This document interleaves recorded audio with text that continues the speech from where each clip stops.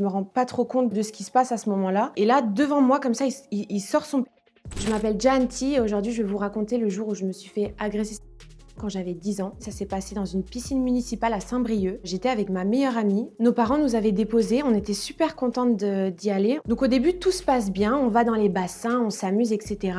Et au retour, on passe par les douches. Et là, je me retrouve face à un homme très grand, très musclé aussi. Il me regarde avec insistance, donc je trouve ça un peu bizarre, mais je me rends pas trop compte de ce qui se passe à ce moment-là. Et là, devant moi, comme ça, il sort son...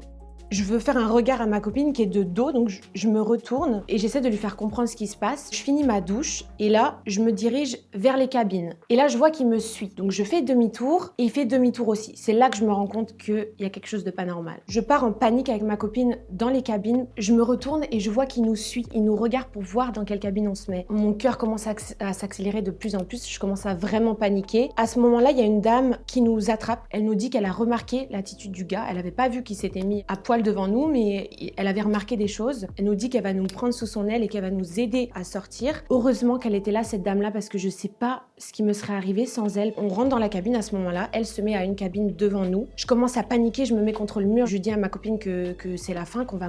Il sait dans quelle cabine on est, donc il va pouvoir rentrer en plus parce que les cabines, elles sont ouvertes en bas. Un homme peut clairement passer facilement. Une fois qu'on a fini de se changer, en fait, j'attendais l'appel de la dame pour sortir. Elle nous attrape, on se dirige à fond à la sortie. Je vois ma mère, ma copine voit la sienne, je cours dans ses bras en pleurant. La police se rend très vite sur les lieux. Elle nous demande d'identifier le gars sur les caméras. Ma copine y va du coup, elle identifie. On remarque qu'il est avec quelqu'un d'autre qui nous avait repéré tout le long de notre petit trajet dans les bassins. Il est sorti en même temps que nous, donc c'était bien prémédité. On est convoqué au commissariat où je dois raconter ce qui s'est passé en détail. Une des questions de la policière, d'ailleurs c'est la seule question dont je me souviens, elle m'avait demandé si son était dur ou mou. Et ça m'avait choqué qu'elle me pose cette question parce que je savais même pas ce que ça voulait dire. Lui aussi a été convoqué. Il est resté seulement une nuit et a été libéré ensuite. J'ai appris par la suite qu'il avait des antécédents avec les enfants et il a rien eu quoi. Sachant qu'il n'a pas été puni, moi je voulais plus sortir. Après les années qui suivaient, la piscine je suis pas retournée avant plusieurs années aussi. J'avais très peur de le recroiser,